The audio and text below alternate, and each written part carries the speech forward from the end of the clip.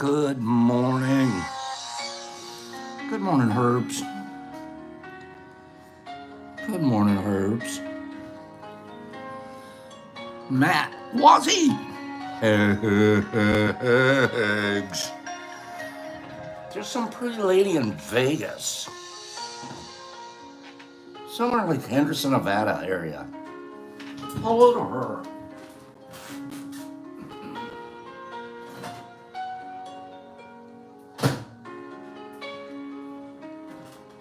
Tea time. Get your tea time. Good morning, Wazzy. I miss you. Get your tea time. Good morning. Good morning. It's going to be a wonderful day. Good morning. It's divine. Just ask Laura Divine. Good morning, everyone. Say hello to each other.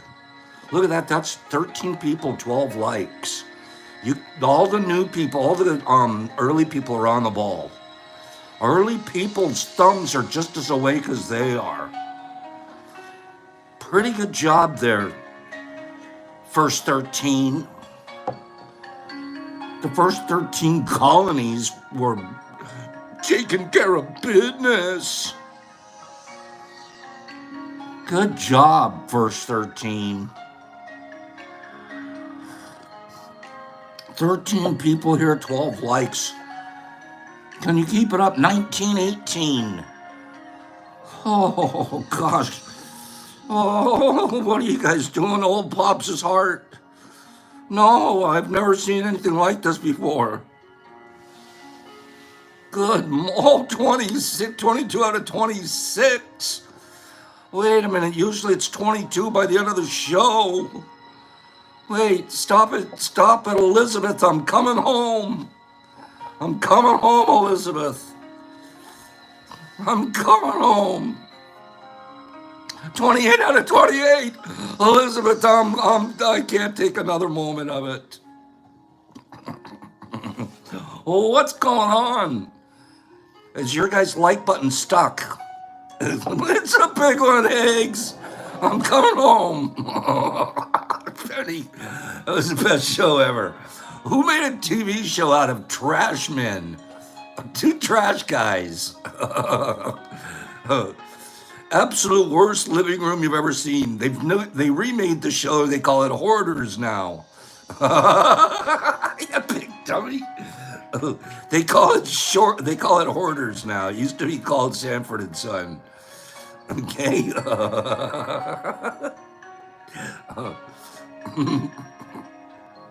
Fred Sanford, not only him, but just Red. What was his name? He was a great comedian. Penny, the new show, it's called Hoarders now. He's Fred Sanford and Son. Red Fox, that's it. My mom wouldn't let us listen to Red Fox when we were younger because he was like a dirty comic, a naughty. He always made. My mom called it blue comedy. I never could understand why. Why do they call it blue? Can't it just be red or why? Red Fox did blue comedy. Filthy mouth. Yeah, my mom wouldn't let us watch it. My dad thought it was the best. My dad would secretly watch it. Kids have to leave the room. Red Fox is on. Okay. Red. Oh, yeah. Don't forget yourself some Richard Pryor. Okay, and we're not allowed to mention him because he's a bad man. But Bill Cosby was funny as AF when he was young. I gotta say it. I'll move on. But Richard Pryor, oh yeah. That was some great comedy. I love how they make fun of themselves. Good morning. Red Fox doing blue comedy. I love you guys. Look at this. 47 people, 35 likes. You guys are killing the game. Good job. Let's start out with something that's really, good morning, everybody. Oh, I'm so happy to be here. I'm happy to be here. Happy to be part of the team. I just want us all to win, Coach. Okay, Eddie Murphy was pretty funny too. Early Eddie Murphy. Yep, I agree. Early Eddie Murphy. Then they just it wasn't Eddie's fault, but they were just writing stuff for him, and he needed to make money like we all do. And we take on, maybe not. Who am I to judge? They're doing a wonderful job. 46 people, 36 likes. Man, I'm proud of you guys this morning. I didn't even have to. Red could have been the goat. If Richard's pretty close though. I told you guys I did Richard Pryor's house back in the day. I was contractor in Los Angeles area, Hollywood Hills. Big, beautiful home, open lobby, and they had I forget what was in there, like a tile floor of some sort. And we did the tear out and put in a parquet wood floor. You know, like the Boston Celtic Garden. You know how they did the parquet? Every square was like across the floor. And was Richard there? Yes. Was Richard partying in the kitchen? Yes. Was Richard one of the nicest men you'll ever meet in person? Yes. Okay. He's a good guy. We got a lot of jobs from that job. A lot of referrals because people would walk into the house, look at the floor, go, "Who did this?" And we'd get references from that job. That job brought us a lot of jobs. Okay, you guys ready for something? Oh, we're gonna talk about other stuff here. Hold on.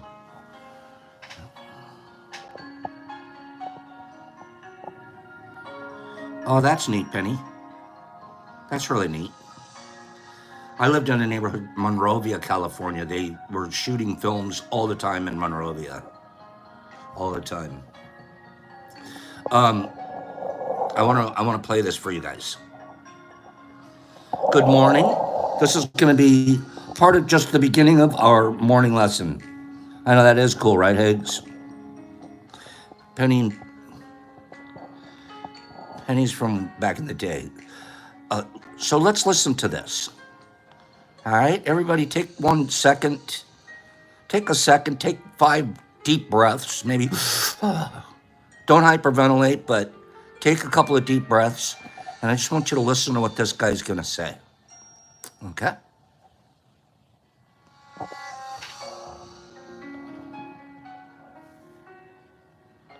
Went in a wheelchair to gym with her 2-pound dumbbells because her legs don't work.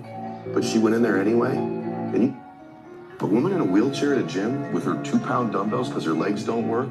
But she went in there anyway. And you know how insecure she was about going in there. She's the only person in a wheelchair. She doesn't know what she's going to see, how people are going to react to her. She's not in shape. She doesn't have her full makeup on and her little, halter top like the other girls in there. And she's right in there. She was right in there working out right next to them, right? I couldn't take my eyes off her. And I ended up telling her that she was leaving. I left what I was doing. I walked over. I said, I just want you to know something. You're inspiring me. This is wonderful. Her face just lit up because you know how insecure she was about being in there. Most inspiring person is the one overcoming the fear of doing something, not the person who's excellent at it. A woman in a wheelchair at a gym with her 2-pound dumbbells because her legs don't work, but she went in there anyway. And you know how insecure she was about going in there. She's the only person in a wheelchair. She doesn't know what she's going to see, how people are going to react to her. She's not in shape. She doesn't have her full makeup on and her little, halter top like the other girls in there. And she's right in there. She was right in there working out right next to them, right? I couldn't take my eyes off her. And I ended up telling her that she was leaving. I left what I was doing. I walked over. I said, I just want you to know something. You're inspiring me. This is wonderful. Her face just lit up because you know how insecure she was about being in there. Most inspiring person is the one overcoming the fear of doing something, not the person who's excellent at it. Boop. I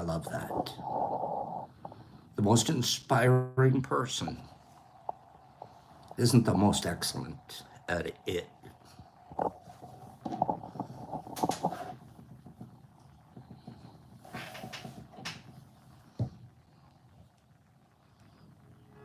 You have no idea who you're rippling. We individually have no idea. Individual acts that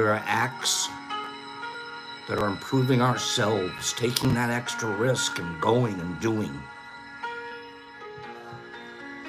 People are going to hear about that lady for the next century on a virtual platform. You talk about a ripple. That's close to a tsunami right there, and we don't need a name. That makes the tsunami even better. You know how many tsunamis are happening out there that aren't named Katarina or whatever?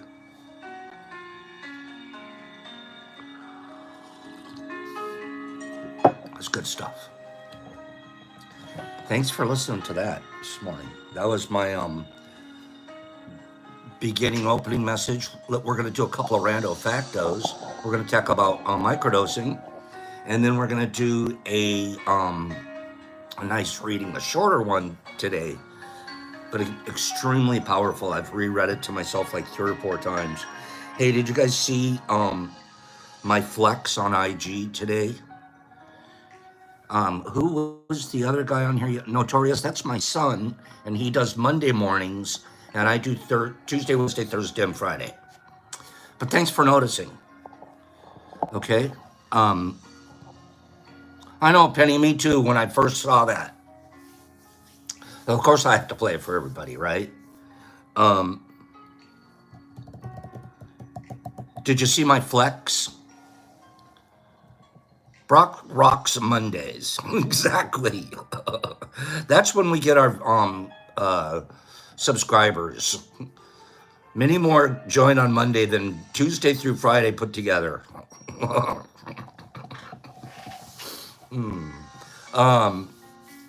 No, it doesn't bother my ego at all. Okay, don't worry about it. My flex post on my IG account this morning, 136 weeks in a row that I have picked up something out of my Kindle, and I think you have to spend like 15 or 20 minutes for it to count for the day. 136 days in a row. And I'm telling you, it would have been closer to about 300, except for one day I was super sick and I didn't read. I just laid in bed and I was like stomach hurting. You guys remember it was 3 or 4 months ago, 4 or 5 months ago, 136 days ago. And I didn't read that day. And that broke a streak. And I was like, I hate breaking streaks. I like consistency. I was like upset with myself a little bit. And I was like, I'm going to get back on that horse and I'm going to get another streak. So we're still streaking. We're leaving our clothes on and we're streaking. Think about that, 80s. Mm-hmm. When was streaking cool? When was that the fad? What was that? 80s? 90s? It wasn't 90s. 90s, you guys were starting to figure out that's kind of dumb. 80s? When were we running across a football field naked? 70s? Are you serious? It was in the 70s? Animal House. Okay. I didn't want it to be in the 70s. I was trying to slip it forward a decade because I'm in the 70s. Whoop, whoop. Oh, I'm in the 70s. Wait.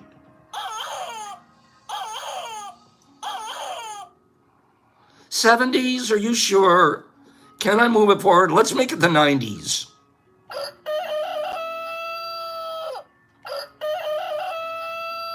If we could just move it into the 90s a little bit. I don't want to be stuck as the streaker decade.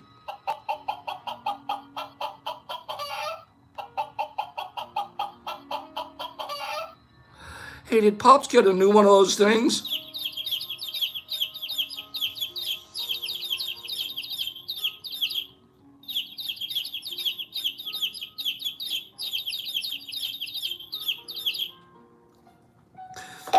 Good morning, everyone. Jeffrey Hodson. Oh, that sounds like Penny's backyard. Okay. Good morning. Good morning. Male emperor moths. Male emperor moths.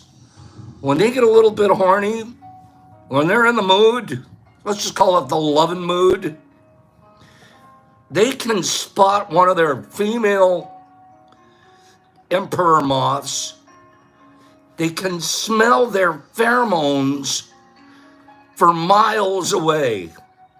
I'm flapping around. I'm a male butterfly. What am I? I'm a emperor moth. I'm flapping around. All of a sudden, poof! I get a sniff. I'm gonna have to go look for miles to find it. But they do.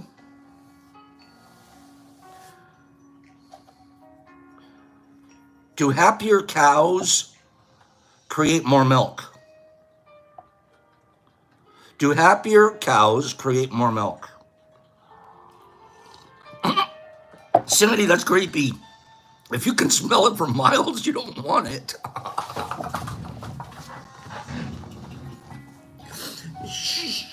We're not emperor moths, so we're not sure. Maybe that's exactly what it takes. Happy cows are juicy cows, Derek said. That's weird, but it's true. Do you know that they've done a study? Penny, you want to make a cow juicy? Juicier? 3.5% more milk production if you just give it a name instead of a number. Call it juicy, you're going to probably get 4%. Okay? Bessie, everyone's got a Bessie, so she's giving out a 3%. You give me a juicy, she's going 4% more production. She loves her name. If you just name it cow number 107, they're like grumpy, and they're like, you're getting 3.5% less than Ethel. That's pretty crazy. Just name it. Say hello to it once in a while. Juicy. The state of Illinois. There aren't very many oceans close to Illinois, are there? I picture Illinois, and it's not exactly in the center of the United States, North American continent, but it's pretty. It's not very close to any oceans, as far as I can tell. What do you think? Kelsey produces more than cow number 167. I think you're right. Herbs. Browse make chocolate milk. Is that true, J.K. Hindenburg? Wait a minute. Let me ask the chickens.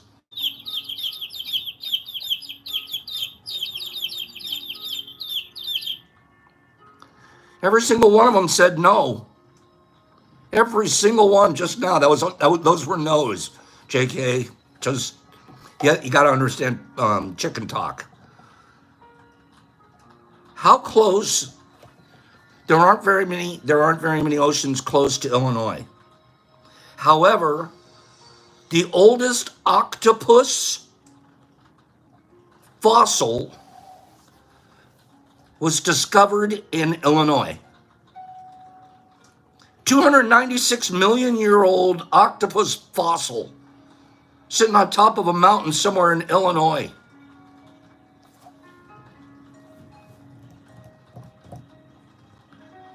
Continental drift, anyone? That whole area had to have been covered by oceans at one time, am I right?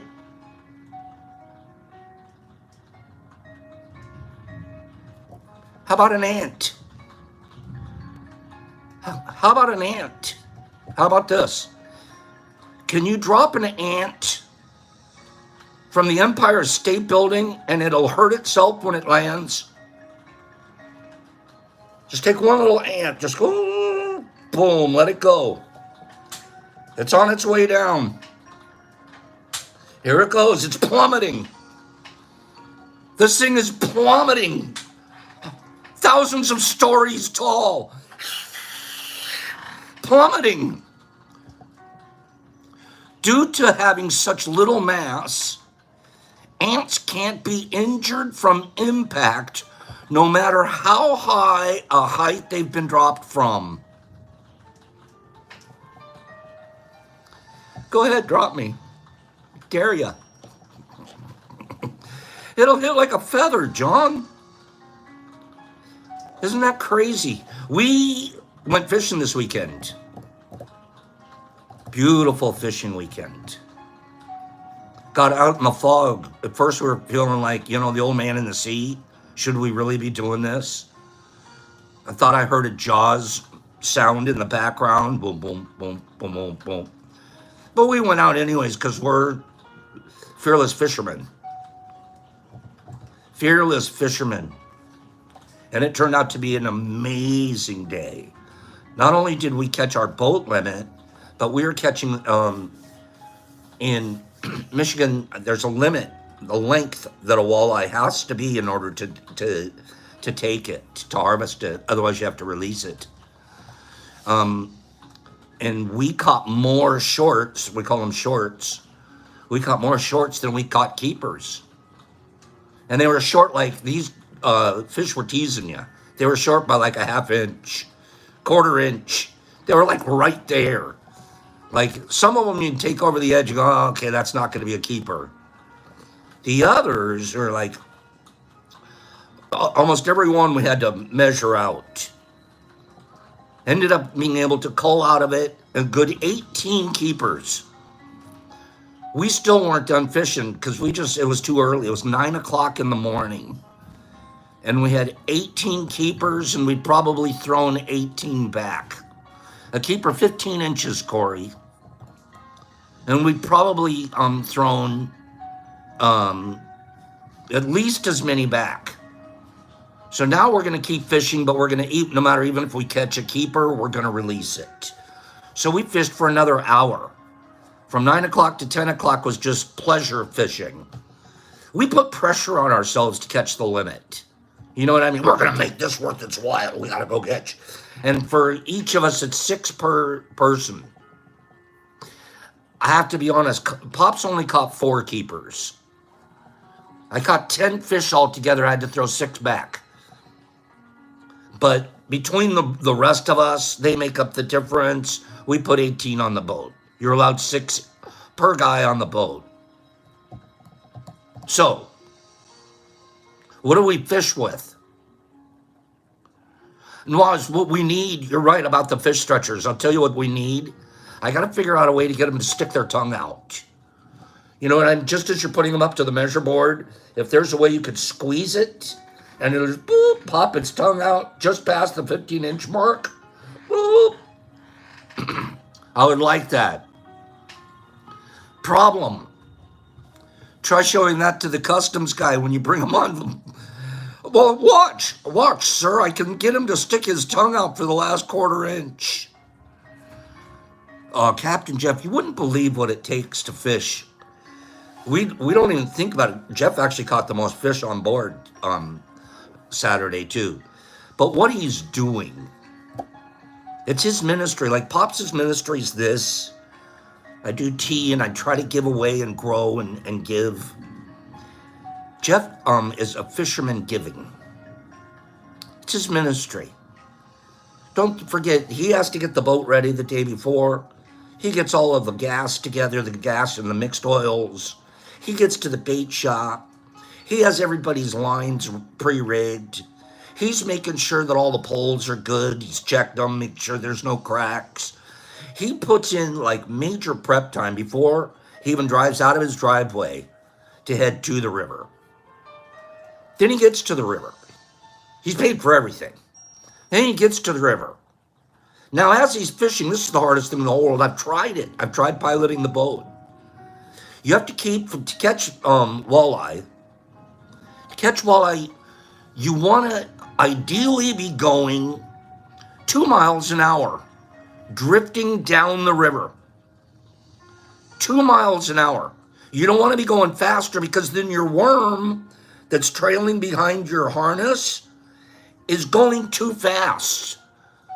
And walleyes look at it and go, nah, it's too fast for me.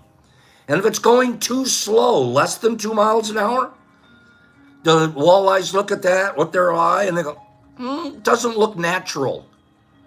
Natural to their instinctive reaction to get at something is right at about 2 miles an hour.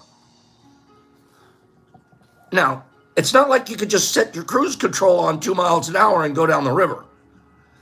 Every single time you go down the river, it's not like on the road, you're going to have different wind conditions. The wind might be pushing you down the river at more than 2 miles an hour. It might be trying to push you back up the river. So now you have to go more than 2 miles an hour to get down the river at 2 miles an hour. You have to keep it straight. The fish like to be found on ledges like this. So you have to be checking the fish finder and getting ledges and getting the boat to where she's going exactly 2 miles an hour right along these ledges. And all of these, and walleye aren't picky like that. That's one of the reasons they're such it's not the fight on a walleye, it's the bite. It's being as smart as they are and presenting something to them that they'll take. So at the end of the day, to keep the boat on with the wind and the current and the correct speed, and then everybody on the boat's lines being run correctly, and guess what I'm going to do? Guess what I'm going to do too? Just because I'm also going to run 2 poles off the back that Jeff is fishing.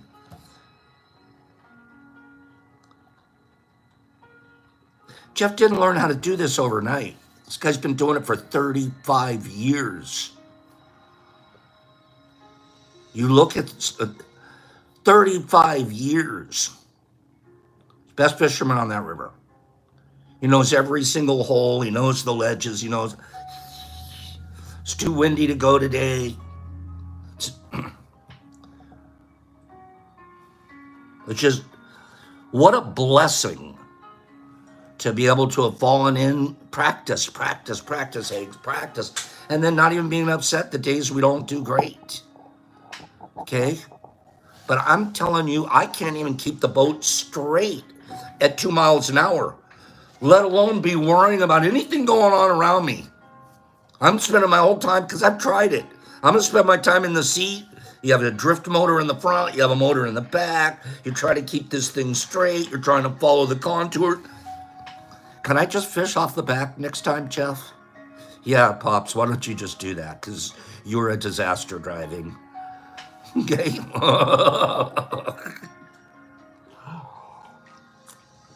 What do we use for bait?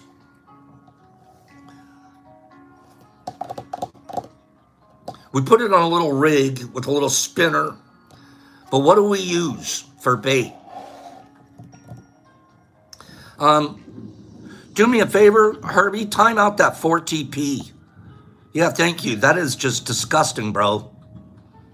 Thank you. You were on it before I was. Good job. I mean, who goes on I don't know that guy from Adam. Who goes on here and says something like that? Like,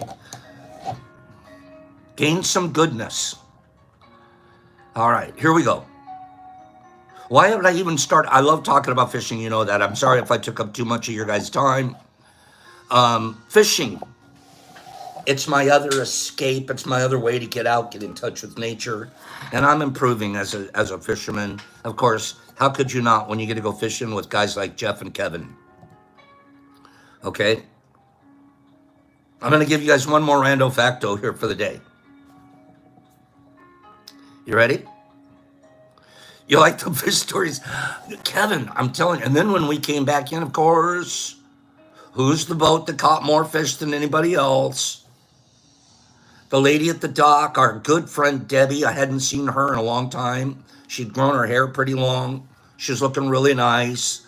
And she claims, of course, I agree with her 100%. She claims that Pops is the good luck charm. The week before, they didn't do that. There have been a couple of times recently they've been going out and coming back not doing as good. And she kept telling Jeff, bring Pops. Where's Pops? And I always had something I had to do that weekend. And he was like, he's going, Pops, I got to bring you this weekend because if I don't, Debbie's going to. So they did. I get on the boat.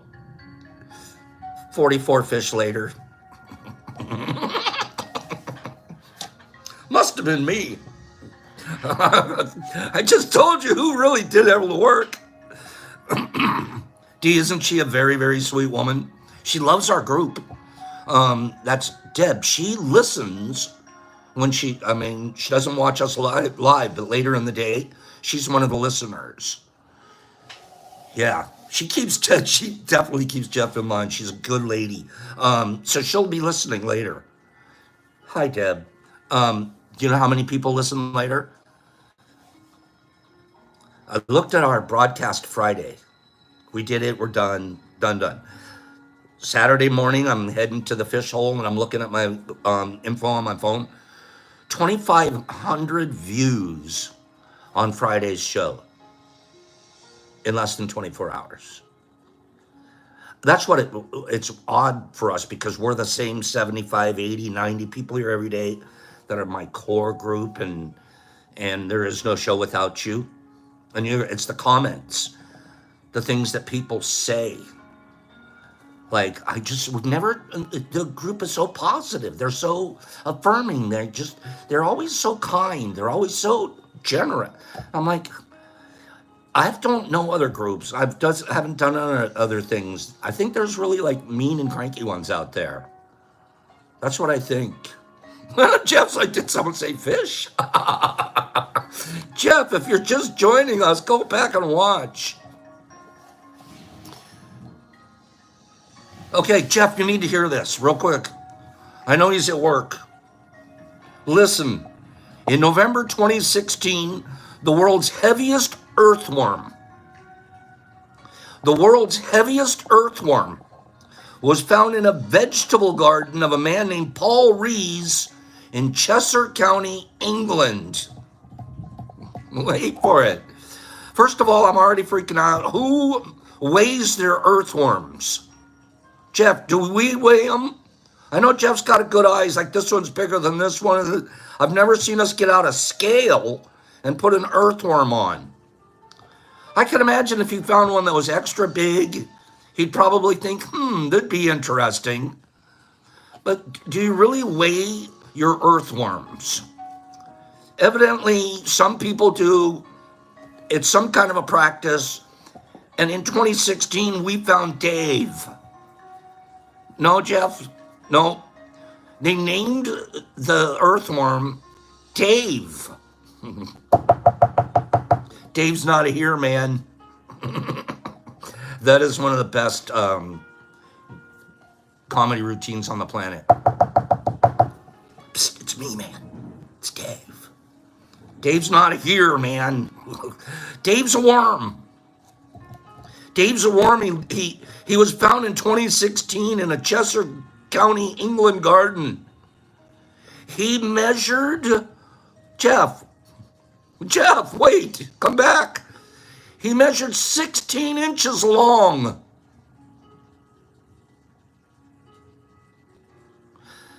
When ours get in the water, they might start out this big, but after a while they get dragged and they get waterlogged. And I've seen a couple get a good 8-9 inches, but they've been waterlogged, dragged out.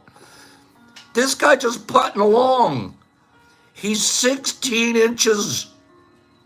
He weighed in at nearly 29 grams. 29 grams. Now, we know grams pretty good here. How many is 28? This guy has a weight all by himself. We use 1 ounce bottom bouncers to get our weight to the bottom, get our worms to the bottom. Dave doesn't need a bottom bouncer. Dave just heads straight to the bottom. He's 1 ounce plus. Okay? Dave, 29 grams. He's almost twice as heavy as any other earthworm ever found. there was. Big old worm at the door. Like, are you kidding me? Big bait, big fish. That's all Jeff can think. Jeff's like, give me Dave. Jeff taking him muskie hunting. Dave. I love the name. What other name could you name a worm that was that big but Dave? Dave's juicing. Dave's on steroids. What's in Paul Ree's garden? Okay. Yeah. Dave, gigantic, 16 inches long. He weighed over an ounce. Twice as heavy as any other earthworm ever found. Okay. Don't you love rando factos? This is the greatest things ever. Let's talk about stuff that counts now. All right? Perceived benefits. These are perceived benefits. Why am I saying perceived? We're still testing. Okay, he's picking fights with the garden snakes. Who said that, Moby? Newbie. Yeah, he don't even have to. He just struts through the garden, and the garden snakes were freaking out. They're like, don't mess with Dave. Dave's home. Dave's here. Don't mess with Dave. We're gonna call micro dosing benefits. We're gonna worm bully. Gosh darn it. We're gonna call benefits from microdosing perceived benefits. To be legal, to be correct. I have perceptions of the benefits that I get from microdosing. Physician healed thyself. I know what is happening with me. I know what I feel and what the benefits have been over the last 3 to 4 years. But they're still perceived. They haven't been officially measured by some scientific calculator. Not on me personally. And they're still not quite able to do that, even though the laboratory settings, etc. Thank you for doing that, Herbie. That was really awkward from old Arthur out there. You're doing a great job, Herbs. You are. You're just doing a phenomenal job for us here. Imagine that, where everyone else gets to like sit here and pay attention and have a great time. Herbie has to read every comment and make some quick judgments and decide, does this guy just get timed out or does this guy get thrown out? So it is, from my end, incredibly helpful because I see these things fly by and sometimes they stop me and I'm like, I want to say something. And then I'm like, but you don't really need to say anything, do you, Pops?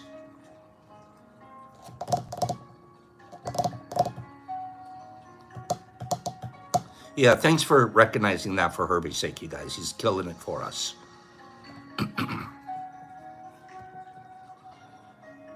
Look at how sweet you guys are. See, that's the kind of thing people see. That's the kind of thing people see right there. Nobody said, hey, tell Herbie how great he is. But everybody's understood and sees the benefits and the goodness and are sharing it. You guys want to make me cry right now? Stop it.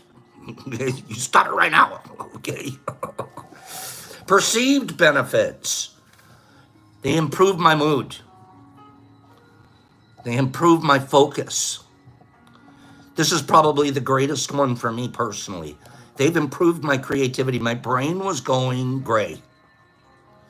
Getting older, I hadn't come up with any new ideas. I was happy I'm just going to retire away, go fishing, but I don't need to learn anything new. I certainly don't need to create anything. I'm not that creative a guy anyways. Oh, really? You should see how creative I am. I can't turn my brain off sometimes.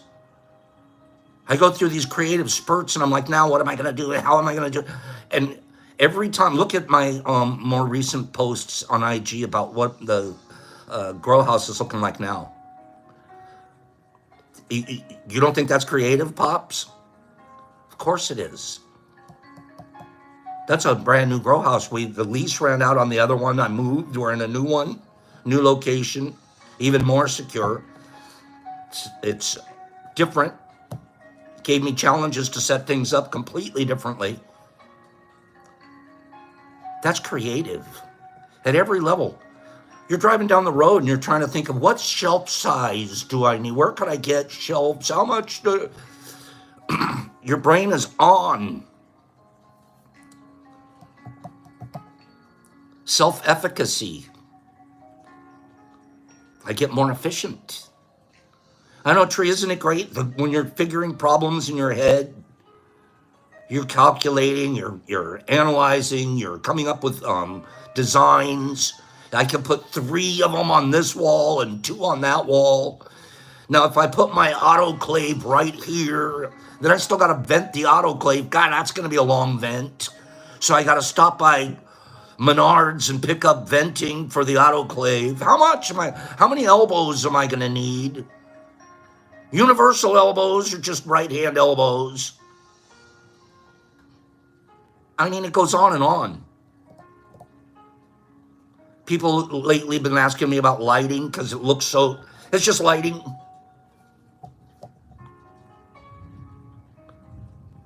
Increased energy.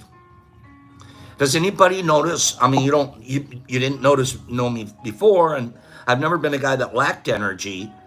But do I seem like a guy with a lot of energy to you? Do I just seem like that?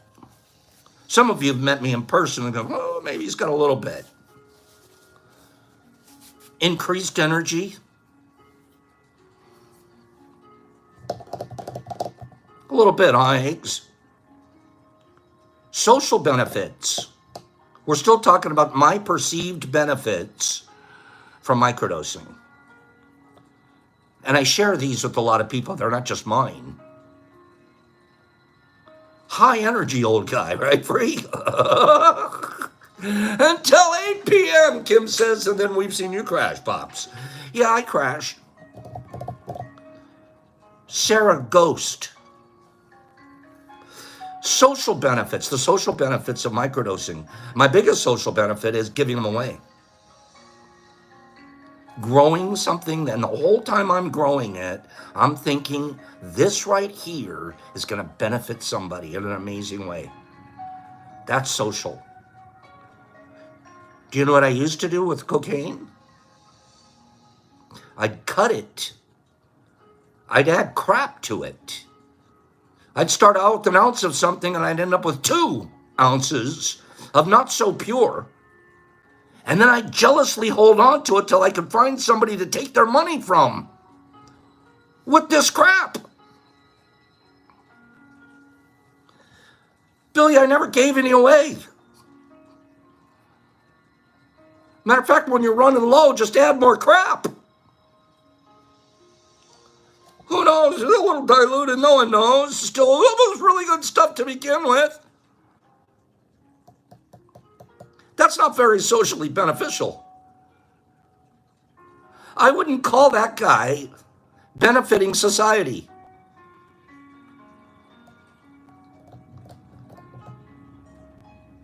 I would call him a terrorist.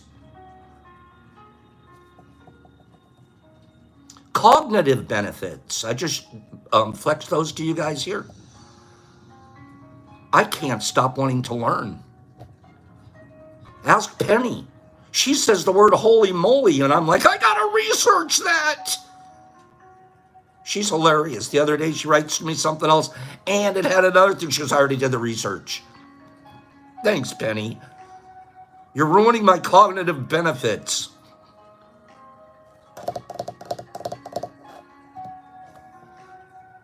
I need to learn.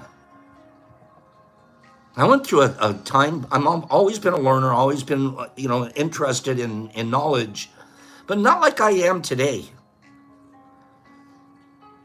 I never gave a darn about what a tree was, how it was made. I didn't know anything about trees. Now one of my favorite books in the whole world is about trees. I'm not joking. It's right here.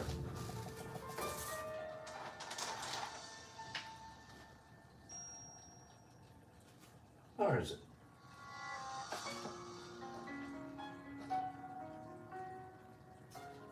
This one right here.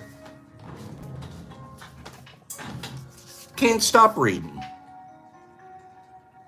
Trees, animals, and the extraordinary balance of all living things. That doesn't even count on my Kindle as a daily read. That's just something I have to read differently. Cognitive abilities, reduced anxiety,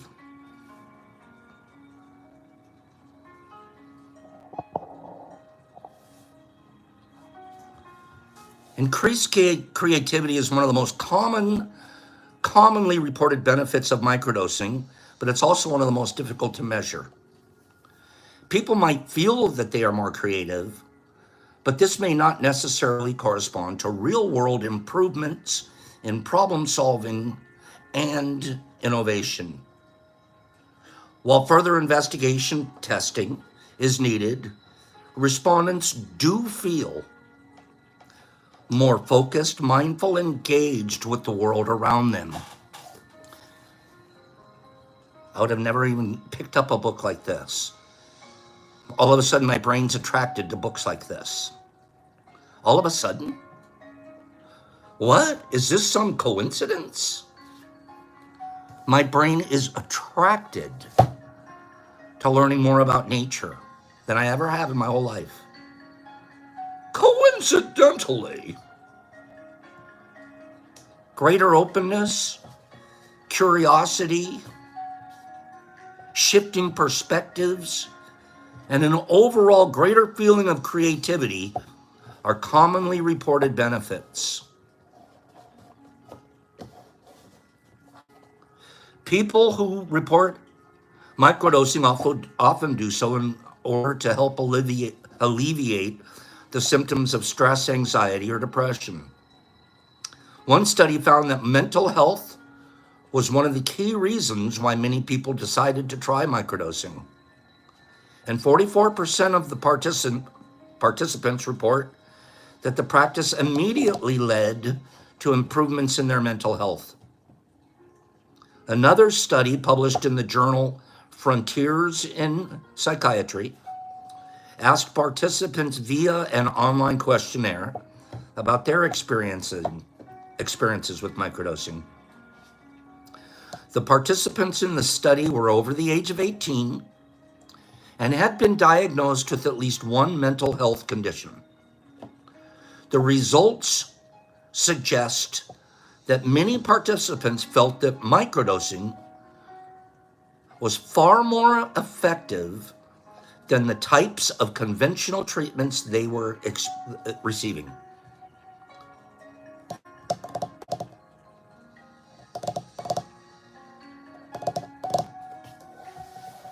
Well-being.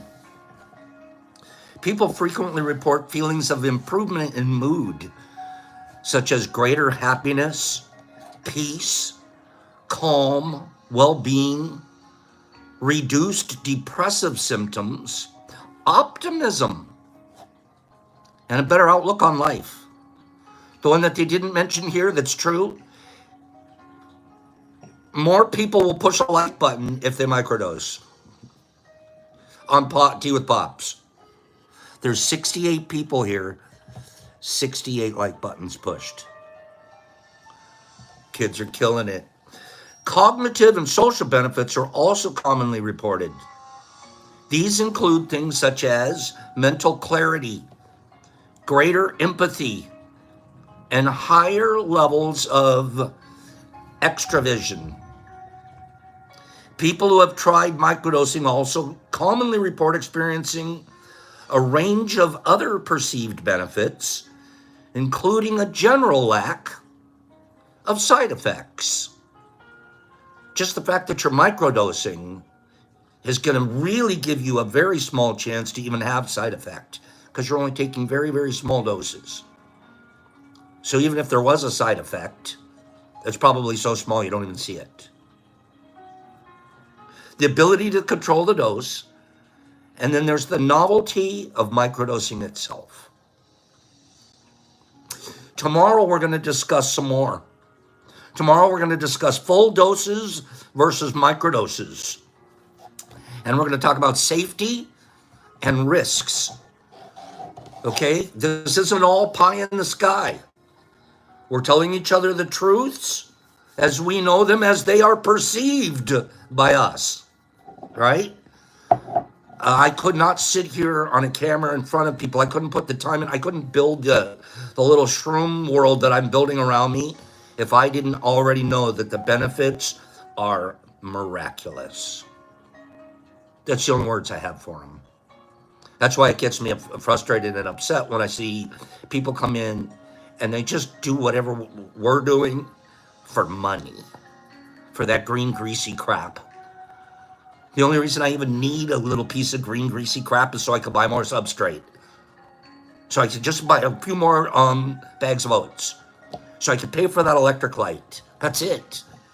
I don't want green, greasy crap in my pocket from something that has been, to sell a miracle. To sell miracles. Miraculous healing. That's healing me in the process. What would I be doing if I wasn't gardening? If I wasn't a grower farmer? What would I be doing? I don't know. I can't imagine. But I also can't imagine that it would be filled with as much goodness and kindness as just the act of growing is itself. I couldn't even imagine.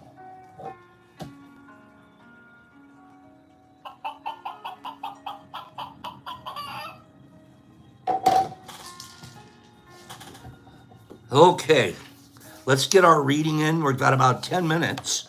It's a shorter one today, but it couldn't be more powerful. It couldn't be more powerful. When we were talking about fishing, and we're talking about, let's just pick a river, pick any river. Is a river running with water running through it?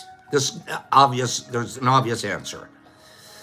Is a river with water running through it? I don't care if it's upriver, downriver, whatever, but you can see the motion of the river. Is it going to be a healthier body of water than a pond that has algae growing over the top of it and there's no inlet to water and no outlet? It basically sits there stagnant. You have two different kinds of bodies of water. You have a river, and then you have the stagnant ponds. There's a lot of times in our lives that we're stagnant ponds. Have been. Microdosing helps me not be stagnant. Knowing what I'm growing is going to be doing something wonderful for another human being keeps me from being one of those pools, those stagnant ponds. It does. And rarely am I counting my progress in terms of direction. Am I going upriver or am I going downriver? Am I going across river? Rarely do I care. When I'm fishing, that's adrift. But in my life, as long as the water is running, I feel like there's progress. The other thing that's happened is, and some of you, how old are you? Grandpa, Santa. Those are all fun things to say, but it's true. You look at a guy and you can tell that guy looks 30, that guy looks 60. Geez, I'm not even sure how old that guy looks. We age. We age. And it's not just on the outside that we age. We also age on the inside. How come when you're watching the Shaolin monk guys and stuff, why is it always the old blind guy that has the rock that the grasshopper's trying to get. Grasshopper, you take the rock from my hand. Why is it always an old guy? He's even blind.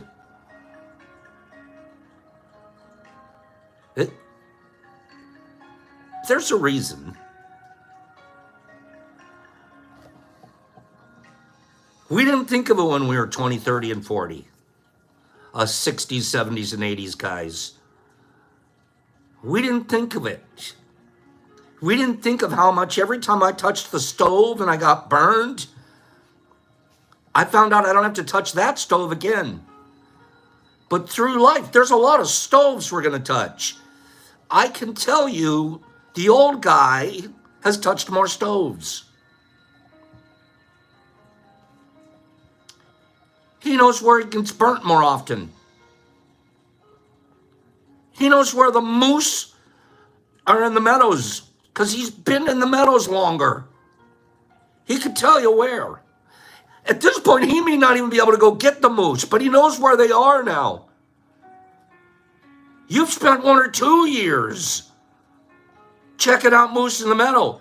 This guy's got 40 years on us.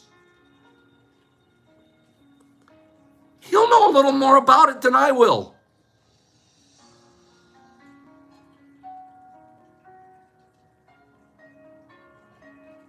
Is he getting more perfect?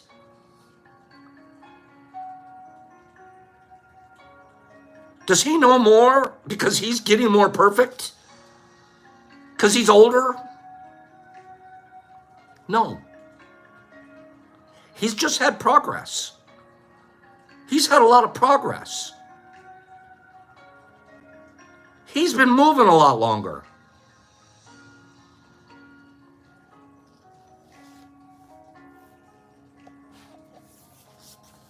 Things don't have to be perfect for love, but we often think they do. And that belief suffocates love right out of our lives. We think we're not good enough as we are, and then we have to be perfect. After all, our heroes are perfect, even though they really aren't. And this leads us to believe that we have to be as close as perfect as possible to realize any love in life. It's time to divorce perfect from progress. Perfect means you'll never have progress.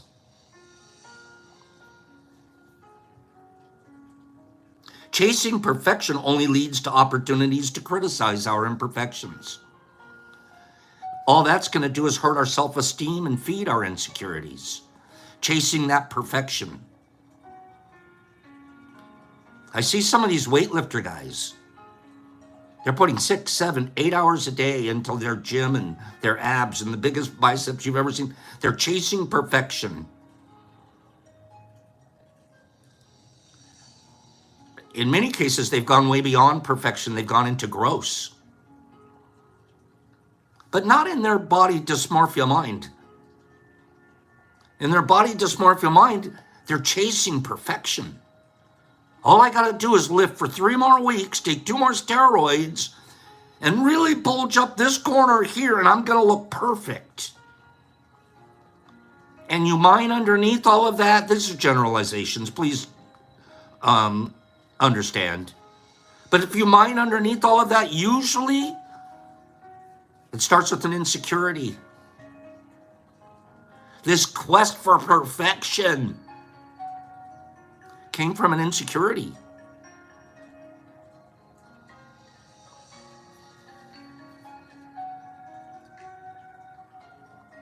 It's definitely a dysmorphia.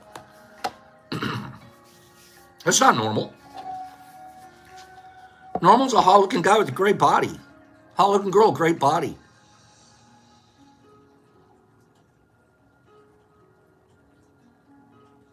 The more insecure we are, the less love we'll ever experience. Anybody agree with that? The more insecure we are, the less love we're going to experience. We're clogging up our love channels with insecurity. Can't even get an incoming. You're stagnant.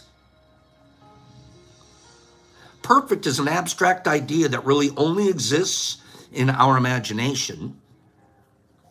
And each person actually has a different description of it. My idea of perfection is different than Freeze.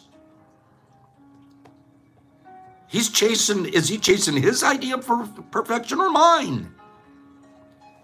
Or are we both not chasing perfection? We're chasing progress. We do it all the time, you guys. Our lives, our media, the world has pushed on us these images of perceived perfection. And that's what we chase. That's where we put our money. That's where we put our value system. If only I could look like him. Look like. Why don't we do this one? If only I could act like her. Who?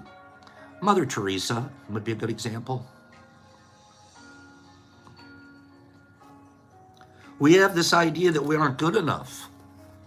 That's where the lie starts. That's where the chase of perfection starts. Because you're not good enough. How could I be? Look at Joe. He's looking good. And look at me. Dumpy McClumpy. I guess you're looking at the outside, aren't you? I guess you don't realize that Joe has just as many insecurities as you do. Your hero is not perfect either.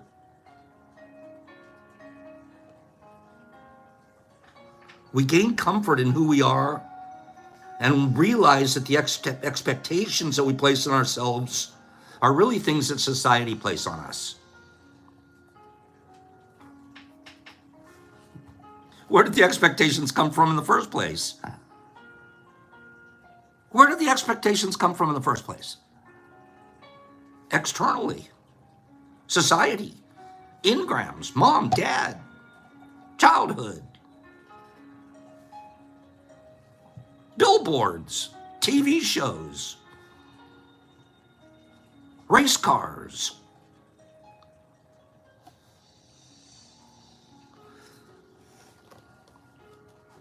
I'm almost done. I got all over it. When we focus on progress, we're focusing on movement, not on perfection. There's a huge difference. We're focusing on our progress. Let's get better for the sake of getting better, and not because we think we're not good enough. I'll put it to you from my terms. I'm a good enough farmer now, shroom farmer. I'm good enough. I really am. It's good enough. If I stayed right where I was for the rest of my growing career, good enough. But I wouldn't be experiencing progress, would I? All of a sudden, it would go. I'd be a stagnant pool at good enough.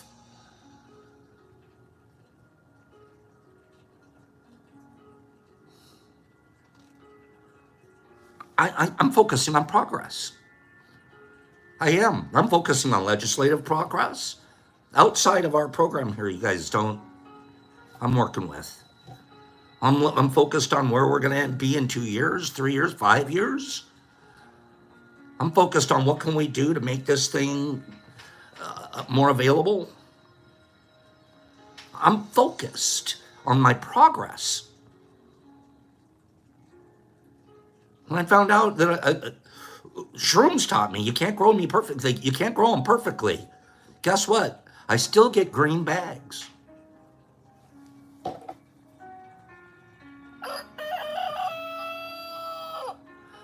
Still get green bags, not as many. My progress in green bags is like we're down to 5%.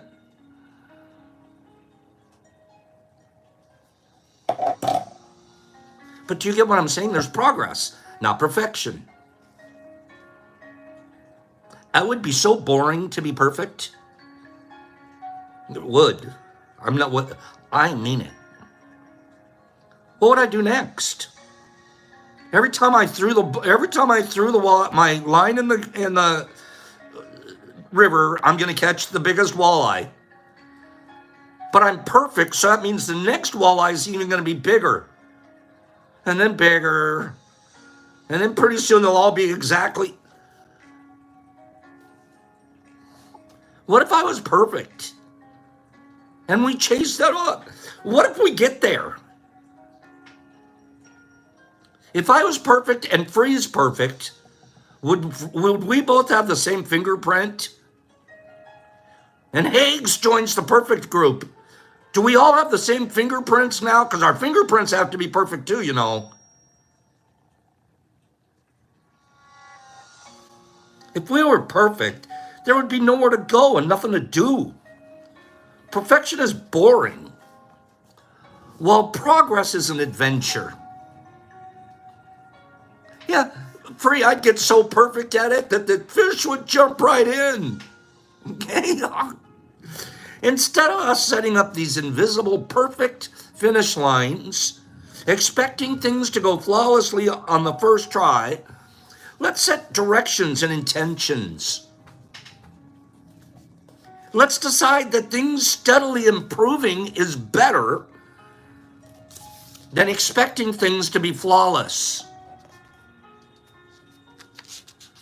Oh, that was hard on Pops.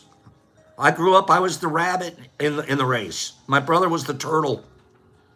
I could go faster, smarter, faster. I'm out the gate. And then I'm like, I'm winning. I see the finish line. Yeah, I'm going to go up on another race now. I never even crossed the finish line. Here comes the old turtle, chugging along, crosses the finish line, and I started a new race.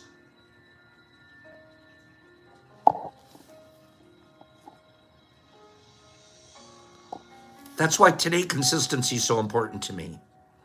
Because it's not the old me. The old me was the rabbit.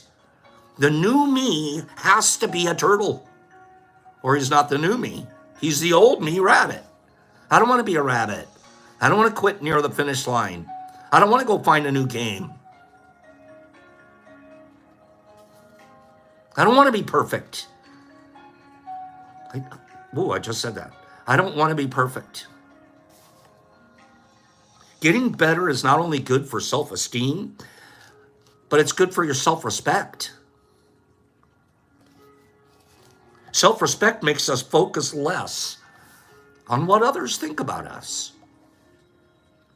Do you think I care if somebody comes along now and says, oh, that guy's kind of a crappy shroom grower? I'm like, I could care less what you think. Show me your tub. Oh, well, I've got this shoebox over here. Are you kidding me? I'm not comparing myself to you. I just don't care. I'm progressing. If I stopped and worried about what you and your shoebox thought about me, I would take a lot of time off progress.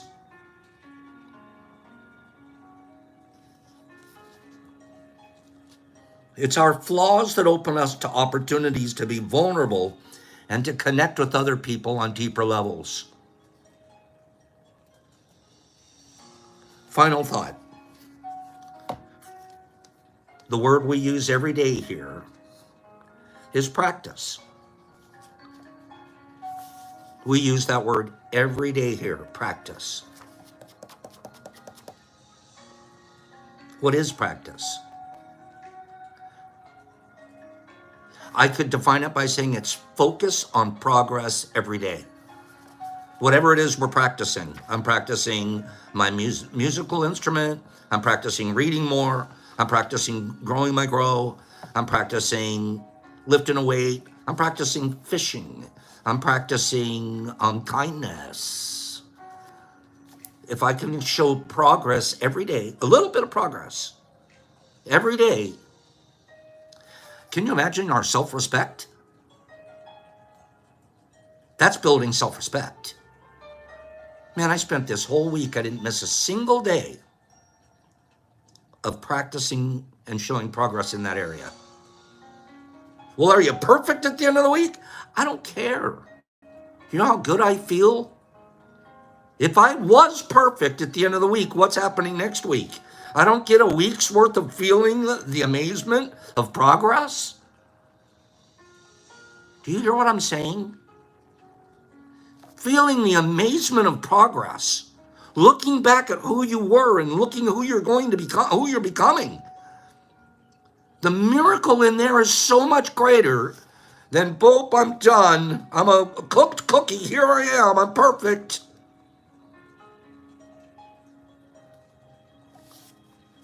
I don't want that. I don't even know what you do with it. What mountain am I going to go live on? What cave do I live in? Just, I'm done. I'm perfect in here. I don't get it. I don't get that. But our society has told us, got to be perfect. And we're here to say, we got to practice every day and grow our self-respect as a result. That is the word I want everybody to wake up with every day. We say it here every single day, practice. We started 3 years ago saying, make your bed in the morning. That's practice. That's the very first thing. You're already practicing. You haven't even taken your pajamas off and you're practicing. Focus on making progress every day. Little baby steps in the right direction. Knowing how far that you've come will motivate you to keep going. And it'll give you things worth celebrating and loving. I have things today that are worth celebrating. Here. Look at the progress we have on Tea with Pops. Look at the progress. You think that doesn't fill me up to the brim? I can't imagine perfect. I don't want perfect. Perfect will mean I don't get to experience this anymore. I mean that. Think about it. Perfect would mean I don't get to experience this anymore. Don't need to. My practice is over.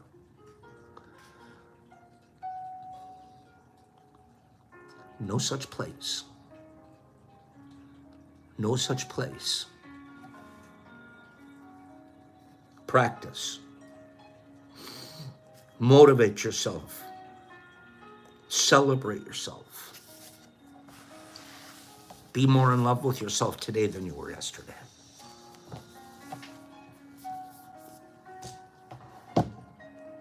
Thank you guys for today. We'll be getting names and stuff for the wheel for the end of the week today. I didn't really have time to get into that. We will tomorrow. We'll get some assignments to the wheel for a nice giveaways at the end of this week. I got a little emotional because I realize how important it is to be, we are measured, our progress is measured here by more subscribers, by more viewers, by more people here, by more rippled effect, by more stories that come in and say, Pops, you're not going to believe this, and what about that? And it's just, it is mind-boggling to sit in the middle of your progress and experience it. It's just mind-boggling. So, thank you all for being here. And let's all go on practice today. Find that thing that you're working on the most and give it one little baby step of progress. At the end of the day, you're going to go, man, I took another baby step. It does not take long to grow. It does not. We think, oh, it's gonna, our brain puts it so hard and so far out there because it really doesn't know that you deserve it. Do your best. That's it, Alex. Sarah, thank you. Thank you for being here. John Bivens, have a great day. Edward E., you too, my friend. Nipper, imperfectly beautiful. That's beautiful, imperfectly. Shawanda, good morning, Shawanda. D. Anderson and Sandy, I love you, Sandy. Katie and Cole, strive for perfection. Practice your way towards it. Enormous and Jimmy Max and 5280 all day. She's rippling it up in Colorado. Am I right, Kimberly? You're right. Rolling Wolf and Hags and Billy D and Sarah and Jesus Christ in Australia and Shawanda and New England Visuals and Herbie Malwerby Kabab and R&R Shrooms. Boy, did we do good on our likes today, you guys. Rolling Wolf and the Waz. Isn't that true, Waz? Isn't that true? We can honestly measure it. And then what happens is our mates look at us too. I look at Brock and he's not even the same. He's just a roommate kind of situation. You know, I'm like, this stuff gets amazing when we practice. Shawanda and Buddy and Nipper and Deborah, you are a pearl, and Mr. Phillips and Nurs, caw, and Michael Patterson. There's a guy progressing. Man, he drives around the United States to visit his friends now. Kimberly, have a great day. Jolie, you too. Matt and Cold Summer and R&R. Practice, progress is practice. Wazzy, have a great day. Pilar, Corey D. Greenie, love me some green. Penny Pack, Cold, Rizzo. Melissa G, have a beautiful day. Saturn, Nipper Mama, Herbie Malwerby Kabab, Kimberly. Leroy, he's the coach. Penny Pack, CCS, love me some CCS. Laura, have a divine day. Nurs and Herbs and Enormous and Streety, I appreciate you, my friend. Have a wonderful Jesus Christ and Enormous and Tree Stump and Nipper and Veggie and Jackie Meow Kitty and Dee Anderson and Kimberly. And I wish I could stay here for another hour, but let's go practice some stuff. Let's progress by baby steps, and let's hang out tomorrow right here on Tea with Pops. And let's not forget the like button. We did phenomenal today. Have a great day. Practice.